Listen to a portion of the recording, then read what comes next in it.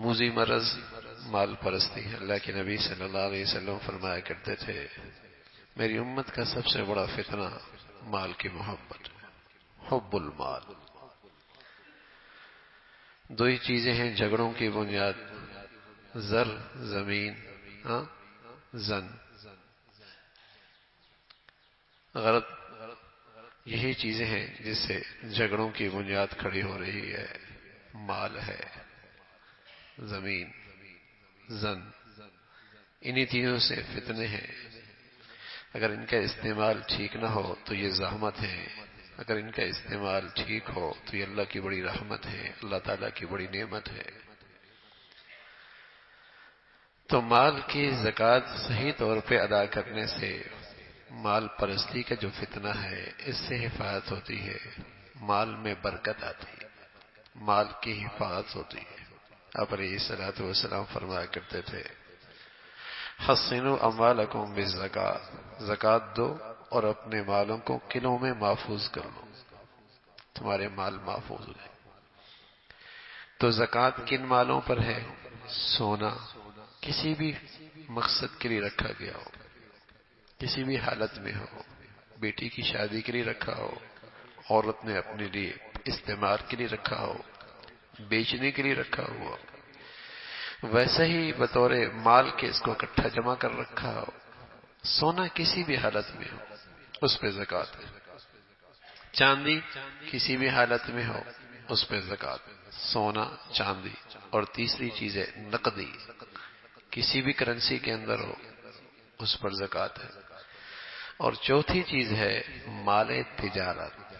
مال تجارت کے بارے میں عرض کیا تھا کہ تجارت کا مال وہ کہلاتا ہے کہ بیچنے کی نیت سے لیا ہو اور بیچنے کی نیت سے رکھا ہوا ہو، اگر یہ دونوں شرطوں میں سے ایک نہیں تو اس پہ زکوٰۃ نہیں۔ مثلا زکوٰۃ مال لیا تو بیچنے کی نیت سے، لیکن بعد میں نیت بدل لی، کوئی بات نہیں، یہ زمین بیٹوں کو دے دیں گے، بیٹی کے حوالے کر دیں گے، بیچنے کی نیت ختم ہو گئی، زکوٰۃ ختم ہو گئی۔ گاڑی دی تھی بیچنے کی نیت سے، پھر خیال آیا خود ہی گھر استعمال کر لیں گے، زکوٰۃ نہیں ہوگی۔ بیچنے کی نیت سے لیے اور بیچنے کے لیے رکھی ہوئی ہو کہ اس کو بیچیں گے، جب بھی مناسب گراہک آ گیا، خریدار مل گیا، اس کو بیچ دیں گے، تو اس رقم پہ، اس چیز پہ زکوٰۃ ہوگی۔ یہ تجارت کا سامان ہے، چاہے یہ مکان ہے، چاہے یہ زمین ہے، چاہے یہ گاڑی ہے، چاہے دکان میں رکھا سامان ہے، چاہے فیکٹری میں رکھا سامان ہے، بیچنے کی نیت سے لیا اور بیچنے کے لیے رکھا ہو۔ ظاہر ہے فیکٹری کے اندر جو مشینری ہوتی ہے وہ بیچنے کی نیت سے نہیں لی جاتی اور بیچنے کی نیت سے نہیں رکھی جاتی، بلکہ اس سے تو سامان تیار کیا جاتا ہے۔ فیکٹری کی جو زمین ہے ظاہر ہے اس کو بیچنے کی نیت سے نہیں رکھا ہوا، وہ تو کاروبار کی ایک جگہ ہے، تو اس زمین پر زکوٰۃ نہیں، اس دکان کی مالیت پہ زکوٰۃ نہیں۔ ہاں اس کے اندر جو چیز کپڑا پڑا ہوا ہے، روئی پڑی ہوئی ہے، کاغذ پڑا ہوا ہے، پلاسٹک پڑی ہوئی ہے، لوہا پڑا ہوا ہے، جو چیزیں بیچنے کی نیت سے لی رکھی ہوئی ہیں ان پہ زکوٰۃ۔ دکان کی مالیت پہ نہیں ہے، فیکٹری کی مالیت پہ نہیں ہے، کارخانے کی مالیت پہ نہیں ہے، لیکن جو چیز اس کے اندر خام مال کی شکل میں ہے یا وہ چیز بنی ہوئی ہے اس شکل میں ہے، اس پر اس وقت کی کیا قیمت ہے اس پر زکوٰۃ ہے۔ اور تجارت کی جو سامان ہوتا ہے اس پر جو زکوٰۃ کی قیمت لگتی ہے وہ قیمت فروخت پہ لگتی ہے، قیمت خرید پہ نہیں لگتی کہ میں نے تو اتنی خریدی تھی اب اس کی قیمت اس لحاظ سے اپنے زکوٰۃ میں شمار کرے گا نا، آج کیا قیمت ہے، مارکیٹ گری ہوئی ہے تو آج کی قیمت ہے، آج مارکیٹ بڑی ہوئی ہے تو اس کی قیمت۔ بعض چیزیں ایسی ہوتی ہیں یہ 5 روپے کے نفع کے ساتھ بھی بیچ رہا ہوتا ہے، 10 روپے کے نفع کے ساتھ بھی بیچ رہا ہوتا ہے، 7 روپے کے نفع کے ساتھ بھی بیچ رہا ہوتا ہے۔ تو اب جس چیز کو عام طور پہ جس قیمت پہ بیچ رہا ہوتا ہے اس کا حساب لگائے گا، عام طور پہ جس قیمت پہ یہ بیچ رہا ہوتا ہے اس کا حساب لگا کے اس کی مالیت لگائے گا اور اس کو اپنی زکوٰۃ میں شمار کرے گا۔ اور بھائی زکوٰۃ اس وقت تک صحیح طور پہ ادا نہیں ہو سکتی جب تک کہ آپ اپنے لیے زکوٰۃ کی تاریخ مقرر نہ کریں اور وہ اسلامی تاریخ ہو، اس وقت تک زکوٰۃ صحیح طور پہ ادا نہیں ہوتی۔ اس لیے کوئی نہ کوئی تاریخ مقرر کر کے ڈائری میں لکھ لینا چاہیے، اور اس دن اپنی تمام مالیات کا، سونا، چاندی، نقدی، تجارت کا سامان، اس تاریخ تک اپنی تمام مالیات کا حساب مکمل کر لینا چاہیے۔ مثلا میری زکوٰۃ کی تاریخ 2 شعبان ہے، میں نے اپنی مالیت کا حساب 1 شعبان کر لیا، 2 کو دیکھ لیا، اب میری زکوٰۃ بن گئی 2.5 لاکھ روپے۔ اب بے شک اس کو آہستہ آہستہ ادا کر دے جتنا جلدی ہو سکے، لیکن ایک تاریخ پھر آئندہ بھی پھر 2 شعبان تک اپنا حساب مکمل کر لے، یہ بہت ضروری ہے۔ اس لیے کہ یہ غلط فہمی ہے لوگوں کو کہ ہر مال پہ سال گزرنا ضروری ہے، ایسا نہیں ہے بھائی، ہر مال پہ سال گزرنا ضروری نہیں ہے۔ تو پھر تو آپ تو حساب ہی کرتے رہیں گے کہ یہ ابھی آیا، اس پہ سال کب گزرے گا، اس پہ سال کب گزرے گا، اس پہ کب۔ شریعت نے آسانی کی ہے کہ جب آپ ایک مرتبہ مالدار بن گئے اور آپ کی مالداری کو 1 سال ہو گیا، اب درمیان میں جو کچھ آ رہا ہے، اب 2 شعبان سے 2 دن پہلے آپ کے پاس سونا آ گیا، اس کو بھی شامل کر لیں گے۔ 10 دن پہلے تجارت کا سامان آ گیا، اس کو بھی شامل کر لیں گے۔ ہر رقم پہ، ہر مالیت پہ، ہر سونے پہ، ہر چاندی پہ، ہر تجارت کے سامان پہ سال گزرنا ضروری نہیں۔ درمیانے سال میں جو کچھ آ رہا ہے اس کو حساب لگائیں گے کہ 2 شعبان تک آپ کے پاس وہ چیز موجود ہے، آج اس کا مارکیٹ ریٹ کیا ہے، اس کی قیمت ادا کریں۔ ہاں، پورا سال ایک چیز آپ کے پاس رہی، پورا سال، لیکن آپ نے 1 شعبان کو 10 لاکھ روپے اپنے بچے کی شادی پہ خرچ کر دیے، اب پورا سال وہ آپ کے پاس پیسے رہے، 10 لاکھ آپ نے بچے کی شادی پہ خرچ کر دی، اس پہ زکوٰۃ نہیں۔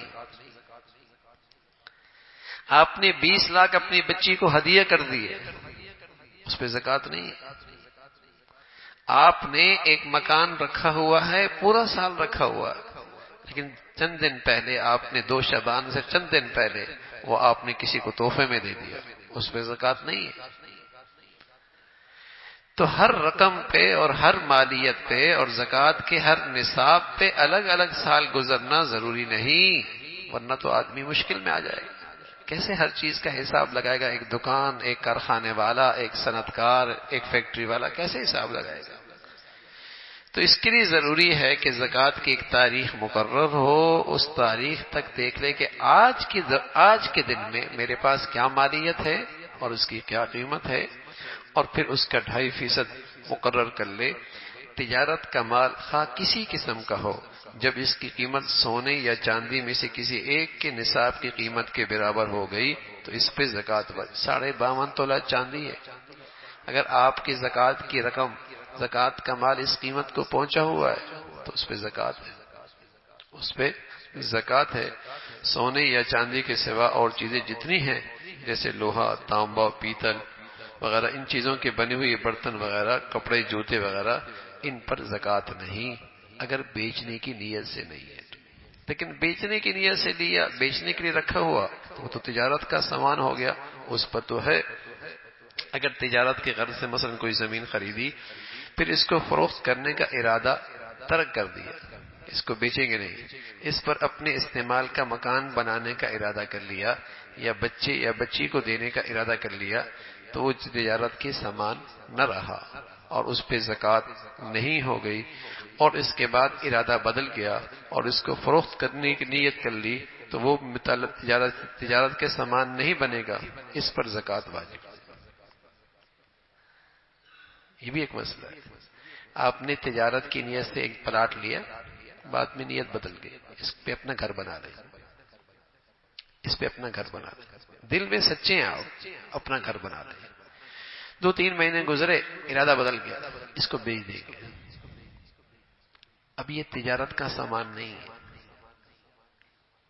اب یہ تجارت کا سامان نہیں ہے، ہاں بیچ دیا، رقم آ گئی اور وہ آپ کے پاس رہی اس وقت تک جو آپ کی زکوٰۃ کی تاریخ ہے، اس رقم پہ تو زکوٰۃ ہے، خرچ ہو گئی، خرچ ہو گئی، جتنی بچ گئی اس پہ ہے. تو ارادہ بدلنے سے بھی وہ چیز زکوٰۃ سے نکل جاتی ہے.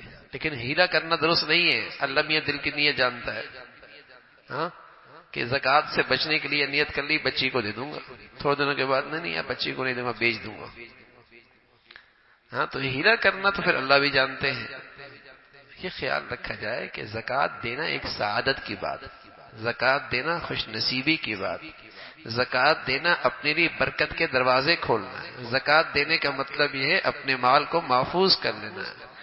زکوٰۃ دینے کا مطلب یہ ہے کہ اپنی نیکیاں بڑھانا ہے. زکوٰۃ دینے کا مطلب یہ ہے سبحان اللہ بہت مؤثر راستہ ہے مال کی بڑھوتری کا اور مال کے اضافے کا. بوجھ نہیں ہے.